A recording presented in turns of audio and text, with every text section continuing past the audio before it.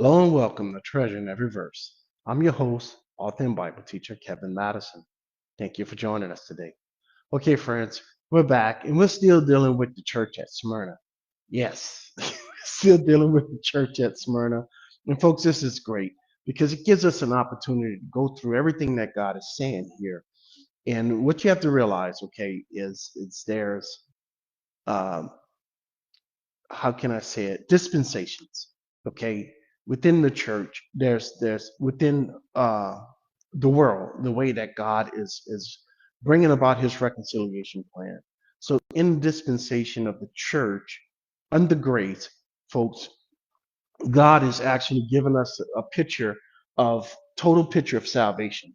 And then he gives us a total picture of the entire church age, which to this day has lasted approximately 2,000 years. Okay, so if Jesus Christ was raised from the dead, and I'm just saying AD 30, from 30 to 33, people says that's these different dates, whether it's 33 or whatever, it's still almost 2,000 years since the Lord actually uh, gave us these messages to the church. So the church age has lasted 2,000 years, but there's actually periods of time in which it happens. Okay, so let's just read it again, and then we're still on here about the blasphemy of the Jews and they're of the synagogue of Satan. Okay, and to the angel of the church in Smyrna write, these things says the first and the last, who was dead and came to life. I know your works, tribulation and poverty, but you're rich. And I know the blasphemy of those who say they're Jews and are not, but are a synagogue of Satan. Do not fear any of those things which you are about to suffer.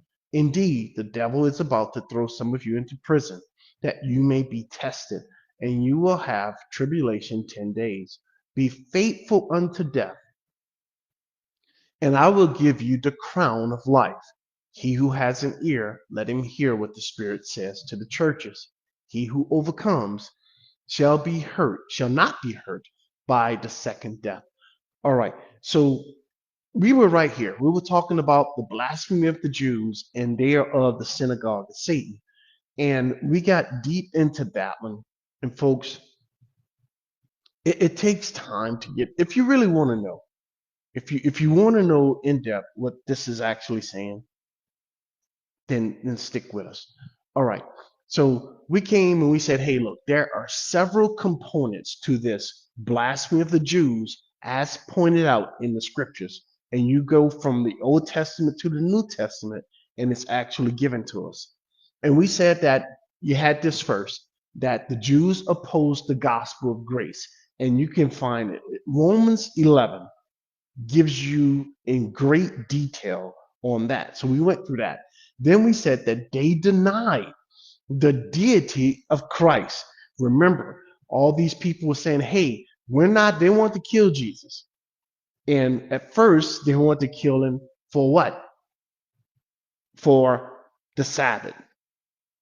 But then they want to kill him because he said he was the Son of God. In other words, to the Jews, being the son of somebody means you had the nature of your father. So they were basically saying, Jesus is saying he has the nature of God, making him equal with God. Then it got here in John chapter 10, the Jews took up stones to throw him. He says, hey, which one of the miracles that I did before you that you're going to stone me for? Which one was wrong and against the word? He said, hey, no. For doing good works, we're not stoning you for that. We're stoning you for blasphemy because you being a man, listen, folks, they were absolutely clear on this. Jesus Christ was claiming to be God. Not only God, he was claiming to be their God, friends. Think about that. Here's a man standing in front of you, and all your life you've been praying to the invisible God who is unapproachable, but by one man, one time a year, and you had to tie a rope around this rascal, have bells at the bottom of his garments in case he did something stupid inside the veil, and you had to pull him out because God killed him. And here's this man, this man walking around saying that I'm the one behind the curtain. Can you now see and understand? I mean, it should have been plain to them from the scriptures, but they were blinded. All right. But that's exactly what Jesus was saying, friends. That the one behind the veil that you can't see, here I am. All right.